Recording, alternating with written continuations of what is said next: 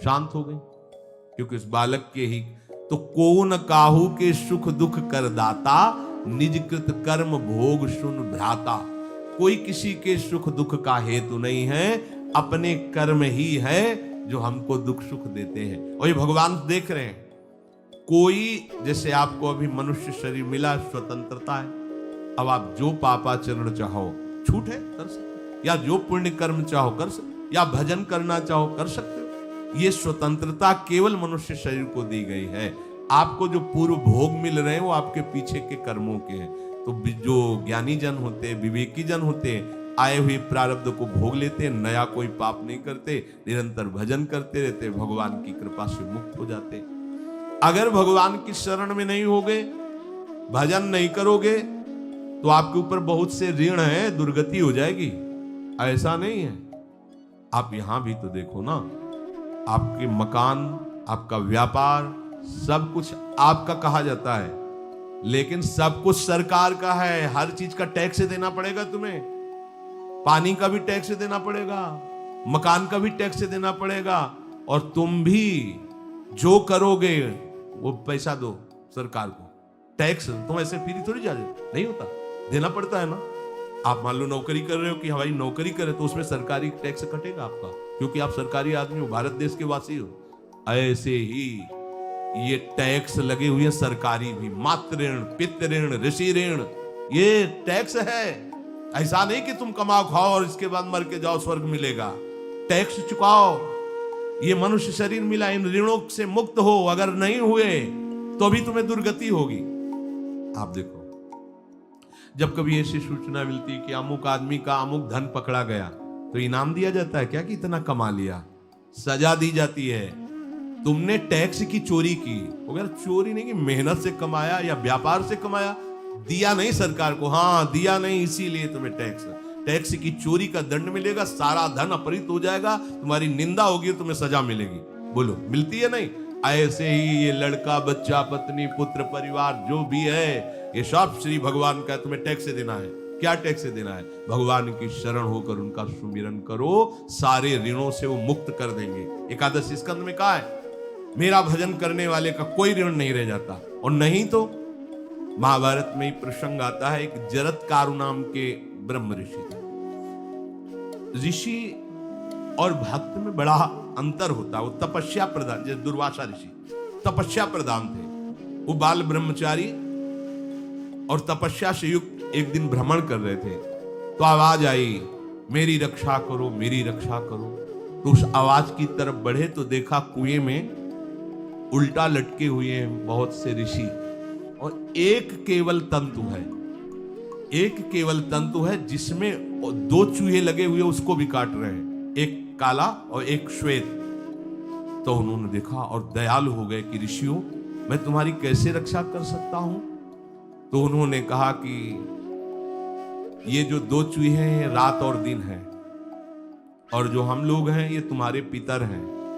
ये चूहे तुम्हारी आयु को काट रहे हैं, एक तंतु हमारे कुल में केवल तुम ही हो, और तुमने तपस्या की ठान ली, ब्याह किया नहीं, गृहस्थ धर्म में गए नहीं, पुत्र हुआ नहीं, तो तपस्या में, भक्ति में एक दम है कि सब ऋणों से मुक्त कर देगी। ये बात ध्यान रखना, तपस्वी अलग है, भक्त अलग। इसलिए पीछे चर्चा आई थी कि तपस्वियों से भी अधिक, ज्ञानियों से भी अधिक, कर्मकांडियों से भी अधिक वो मेरा भक्त योगी होता है।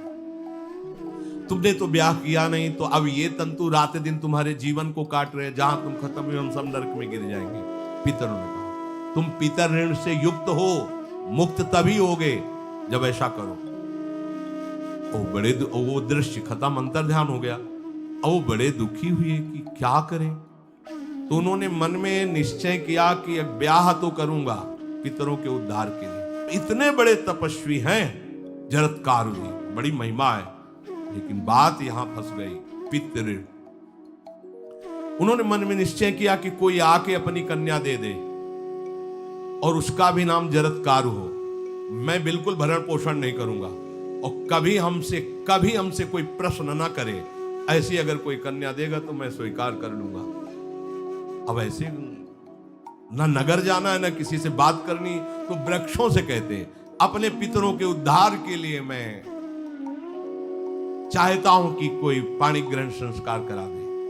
कोई हमारे नाम की कन्या को दे दे और ऐसा ऐसा व्रत है। ऐसा ही बोल रहे थे, वासुकी नाग उपस्थित हो गए और उनकी बहन का भी नाम जरत्कारु था। उन्होंने कहा, सुनिए महाराज, मैं नागराज वासुकी हूं, सब देव रूप में, कोई ऐसे नहीं सांप वैसे वाले देव रूप, सुंदर कन्या जरत्कारु। बोले, ये कन्या मैं आपको समर्पित करता हूं, हमारा सौभाग्य होगा आप जैसा महर्षि हमारी बहन का पति बने। इसका भी नाम जरत्कारु है और आपकी जो इच्छा है कि मैं भरण पोषण नहीं करूंगा तो मेरे पास संपूर्ण वैभव है, आप भी पधारिए, मैं आपका भी भरण पोषण करूंगा, अपनी बहन का भी। तीसरी बात, मेरी बहन इतनी शास्त्र सम्मत आराधना से युक्त है कि वो कभी आपसे प्रश्न ही नहीं करेगी, तो उनका स्वीकार है। प्रसन्न हुई, चले गए। काफी समय तक उनके महल में रहे। एक दिन जरत्कारु अपनी जरत्कारु पत्नी की गोद में सर रख कर ऐसे लेटे हुए थे, सो गए। वो शास्त्रज्ञ थी, संध्या का काल था। संध्या काल में निषेध है मैथुन करना, भोजन करना और स्वाध्याय करना। इस संध्या काल में बस भगवत स्मरण प्राण लोकवत। लेकिन हमारे यहाँ महारानी जी की संध्या आरती और संध्या भोग लगने के बाद ये, इसीलिए वृंदावन धाम इसका कहीं भी ये वेदान्नपि संन्यस्त, वेदों से भी ऊपर उठी हुई रसमयी रसोपासना है, प्रियालाल की महल है। ये जगत सिद्धांत नहीं है, ये जगदीश का भी सिद्धांत नहीं है, ये प्रेम सिद्धांत है। वृंदावन नित्य विहार रस है, इसलिए इसको बीच में बता देते हैं कि एक दूसरे को तो, और यहाँ शाम के तो भोग ही लगता है, गान बजान होता है, बकाया सिद्धांत है। आंख मूंद करके या तो गायत्री जप या जो गुरु मंत्र चुपचाप शांत भाव से जपे, ऐसा। अब वो इस चिंता में थे कि मेरे पति का धर्म जा रहा है और मैंने आज तक कुछ बोला नहीं अपने पति से। अगर बोलती हूं तो हो सकता है नाराज हो जाए और छोड़कर चले जाए। अगर मुझे छोड़ देते हैं और इनका धर्म बचता है तो ये ठीक बात रहेगी। कितनी विवेकवान है। अगर ये सोते रह गए और सूर्य अस्ताचल को चले गए तो इनका धर्म लोप हो जाएगा। ये मैं होने नहीं दूंगी, अपने पति का धर्म लोप नहीं होने दूंगी। और वो उस समय भी केवल एक लंगोटी लगा के रहते थे, अस्थि मात्र हो रहे शरीर। वहां भी ऐसा नहीं कि दूल्हा बनकर के सज नहीं, वैसे ही केवल पितरों की तृप्ति के लिए उन्होंने बात स्वीकार की थी। उन्होंने कहा, महाराज उठिए, संध्या का समय है, शास्त्र निषेध करता है इस समय सोना नहीं चाहिए, नहीं आपके धर्म का लोप हो जाएगा। महाराज उठिए, सूर्य अस्ताचल को बस पहुंचने ही वाले हैं, उठिए।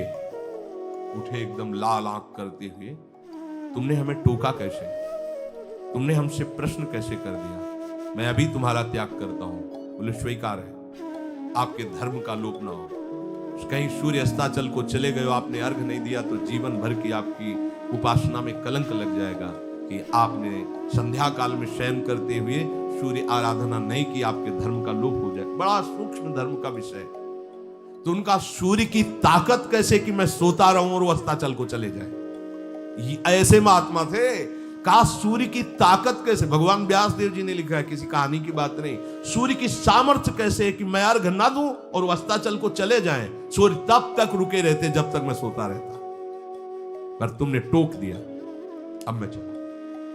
जब चले तो उन्होंने कहा, हमारे गृहस्थ धर्म का जो फल होता है, आपके पाणी ग्रहण स्वीकार का जो फल होता है, उसको बिना दिए आप कैसे चले जा रहे हैं। तो उनका आस्ति वो है, चले गए। उसी से आस्तिक मुनि का प्रादुर्भाव हुआ और उन्होंने आगे बड़ा चरित्र है उनका, आस्ति, तो उसी से नाम रखा आस्तिक। आस्तिक उन्होंने जन्मेजय की यज्ञ को बंद किया। आप सोचो, एक पितर की तृप्ति के लिए उनको ये सब करना पड़ा। और श्री हरिशरणम और निरंतर भजन, तो मातृण, पितृण, देवऋण, ऋषि ऋण, सब ऋणों से उपासक मुक्त होकर के परम धाम को जाता है, एकमात्र भगवदास। पर ये मूढ़ जन इस बात को नहीं जान पाते हैं। बिना कारण कृपा करने वाले प्रभु जीव को मनुष्य शरीर देते हैं। ये मनुष्य शरीर अंतिम शरीर है, अगर इसमें नहीं बना तो फिर चले जाओगे 84 लाख योनियों के चक्र में। इसी शरीर में अनंत जन्मों के संचित कर्म समुदाय का नाश करके भगवत प्राप्ति होती है या मोक्ष पद मिलता है। कौन सा प्राणी किस गति को जाएगा भगवान देखते हैं पर संकल्प नहीं करते। ध्यान रखना, क्योंकि आगे की भी देख रहे हैं, वो देख रहे हैं जो तुम कर रहे हो वैसे गति बनती चली जाएगी। भगवान संकल्प नहीं करते। भगवान तो एक बार संकल्प कर दिया, एको हम बहुश्यामा, उसी में बहुत रूपों में प्रकट हो गए। अब तुम्हें संकल्प करना है कि इस जन्म में मुझे भगवत प्राप्ति करनी है। जो संत शास्त्र सदगुरुदेव कह रहे हैं ऐसा करो ऐसा ना करो, यदि आप इस भावना को स्वीकार करके आराधना करेंगे तो निश्चित निश्चित भगवत प्राप्ति इसी जन्म में हो जाएगी। प्रभु केवल तुम्हें निमित्त बनाना चाहते हैं, कल्याण तो वही करेंगे। जैसे अर्जुन से कह रहे हैं भीष्म आदि द्रोण आदि मेरे द्वारा मारे जा चुके हैं, तुम केवल निमित्त मात्र भव शब्दशाची।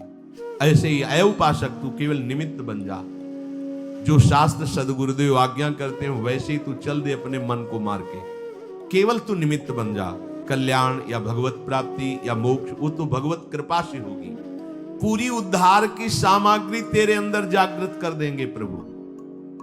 केवल तू निमित्त बन जा, मेरी कृपा तेरी सारी बात बना देगी। विश्वास करो, इस बात पर विश्वास करो। भगवान कह रहे तुम निमित्त बन जाओ, जो आदेश कर रहे हैं वैसा पालन करो, काम तो सब मेरी कृपा कर देगी। जो ऐसे मनुष्य शरीर ऐसी कृपा प्राप्त होने पर भी भगवत प्राप्ति नहीं कर पाता, तो मयानुकूलेन नभस्वतेरितम पुमान भवाब्धिम न तरेत सा आत्महा। ऐसी मेरी कृपा का सहारा मिलने पर यदि वो भगवत प्राप्ति नहीं कर पाता तो बोले आत्महा है, वो आत्महत्यारा है, वो दुर्गति को प्राप्त होता है। मनुष्य के लिए खास बात है कि प्रभु ने कृपा करके तुम्हें जो सामर्थ्य दी है, जो समझ दी है, जो सामग्री दी है, उसका दुरुपयोग मत करो। केवल भगवत प्राप्ति के लिए चलो, केवल भगवत प्राप्ति के लिए। ये सबकी समझ में नहीं आएगा, बिल्कुल बात समझ ले। केवल भगवत प्राप्ति के, ये जो कहते हैं कि और हमारे धर्म का, ये सब फसाव है। आप गृहस्थ बने रहो, आप व्यापारी बने रहो, पर आप लक्ष्य रखो कि मुझे इस जन्म में भगवत प्राप्ति करनी है। आपका लक्ष्य दृढ़ होगा तो नाम जप चलता रहेगा, संसार का कोई विकार आपको परास्त नहीं करेगा। अगर आपने ऐसा अटल निश्चय कर लिया तो तुम्हें जो भगवत सामर्थ्य मिली उसका तुम दुरुपयोग नहीं करोगे। देख लो, अपने लोग बहुत बड़ी गलती करते हैं, जो आध्यात्मिक ऊर्जा शक्ति उसको विषयों में दुरुपयोग करके नष्ट कर रहे हैं। कहते हैं अब हमारा मन नहीं लगता, अब हमारा बड़ा शांति है, घबराहट है। क्यों शांति है, क्यों घबराहट है? जब तक तुम धर्म विरुद्ध नहीं करोगे तो अशांति नहीं हो सकती, भय नहीं लग सकता, विषाद नहीं हो सकता, क्लेश नहीं हो सकता। लिख लो ये बात। किसी को भी कभी भी भय महसूस हो रहा है, अशांति महसूस हो रही, घबराहट महसूस हो रही, आप भगवत प्रदत्त शक्ति का दुरुपयोग कर रहे हैं, समय का दुरुपयोग कर रहे हैं, सामग्री का दुरुपयोग कर रहे हैं, अर्थात कोई न कोई अधर्म आचरण कर रहे हैं। अब भी आपको उपाय बता देते हैं। यदि तुम्हारा मन जलन पैदा कर रहा है तो भगवान से हाथ जोड़कर कहो कि हे नाथ, मेरे से अब तक जो गलतियां हुई हैं उन्हें क्षमा कर दो। आगे मैं गलती नहीं करूंगा, आपके बल से, आपके बल से। ये भी ध्यान रखो, आपके बल से, अपने बल से नहीं, आपके बल से। हे नाथ, ऐसा मुझे बल दो जिससे कभी मैं आपके और गुरुदेव के विपरीत न चलूं। अगर कोई हमसे गलती हो जाए तो मुझे तत्काल दंड दे देना, क्षमा मत करना। आगे ये बहुत बढ़िया बात है। अगर हमको क्षमा कर दिया जाएगा तो हमारे मन को उत्साह बढ़ जाएगा फिर गलती करने का। अगर दंड दे दिया जाए तो मन डर जाएगा। इसीलिए प्रार्थना में ये भी कहना चाहिए, पर हिम्मत नहीं पड़ेगी, क्योंकि मन को बहुत दुलार करते हैं ना, कि प्रभु मेरे से जो गलती उसे मुझे दंड दे दो, मैं क्षमा नहीं चाहता। क्योंकि हम देखते हैं जब हम क्षमा कर देते हैं तो उसका उत्साह बढ़ जाता है मन का और गलत करने का। प्रभु इसे क्षमा मत करो, इसे दंड दो। एक बार इसकी भरपूर बेइज्जती होनी चाहिए। जब इसको सब देखेंगे हाँ ये, तो अपने आप ही मन सही रास्ते में आ जाएगा। प्रभु आप क्षमा कर देते और बात गुप्त रहती है तो इसको बढ़ावा और मिल जाता है और पापाचरण कर, क्योंकि ये दुष्ट है ना। अगर साधु हो तो बचत हो जाए, कि देखो प्रभु ने इस गलती को छुपा दिया और कोई जाना भी नहीं और क्षमा भी कर दिया, अब मैं आगे से बिल्कुल नहीं करूंगा। ये दुष्ट है ना, ये ऐसा नहीं करता। क्षमा हो गई तो उसको लगता है आगे भी क्षमा हो जाएगी, चुपचाप चलो मनोरंजन करते हैं। नहीं प्रभु मुझे दंड दीजिए, जैसे कुंती जी कहती मुझे विपत्ति दीजिए, ऐसे उत्तम भक्त वही है। हे नाथ, आज तक जो गलतियां हुई क्षमा कीजिए, आगे गलतियां नहीं होंगी, ये मैं आपके बल से कह रहा हूं। प्रभु यदि मेरे से चूक हो जाए तो आप क्षमा मत करना, मुझे दंड देना, जिससे मेरा सुधार हो जाए, मैं आपके अनुकूल चलने लगूं। मनुष्य की असमर्थ दो तरह से होती है। एक असमर्थ कि वो कर ही नहीं सकता, जैसे किसी से कहा जाए कि तुम ये मकान उठा करके वहां रख दो, तो कर ही नहीं सकता। ऐसी सामर्थ्य जो आप में करने के लिए भगवान कभी आदेश ही नहीं देंगे, ध्यान रखना। एक बात ध्यान दीजिए, कोई भी ऐसी भगवद आज्ञा या गुरु आज्ञा नहीं होती जो आप नहीं कर सकते। आप जो कर सकते हैं वही आज्ञा होती है। दूसरी असमर्थ ये होती है कि करना चाहता हूं, समय भी है, पर पता नहीं कोई अंदर से करने नहीं देता। भजन करना चाहता हूं, ब्रह्मचर्य से रहना चाहता हूं, और अनुकूल कृपा भी है, सत्संग मिल रहा है, धाम बात सब, पर कोई हमारे ऊपर सवार हो जाता है और हमसे ऐसा करवा लेता है। यह है प्रमाद, यह है मूढ़ता, यह साधक को नष्ट कर देती है।